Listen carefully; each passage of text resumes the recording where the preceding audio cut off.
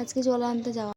Hello guys, আজকে তো উদ্রি নেওয়ার দিন। তো আমি সকালে উঠে স্নান ধান করে নিয়েছি, সকাল সকাল ঘুম থেকে উঠে গেছিলাম।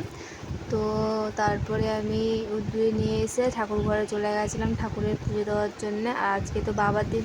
তারপরে পুজো দেওয়া হয়ে গেলে আমারও খুব খিদে পেয়েছিলো, তো তারপরে আমিও খেয়ে নিয়েছিলাম, কারণ সকাল থেকে না খেয়েছিলাম। আর আমার না ফল খেতে একদমই ভালো লাগে না, তো সেই কারণে ছোলা আর আলু সিদ্ধ খেয়ে নিয়েছিলাম।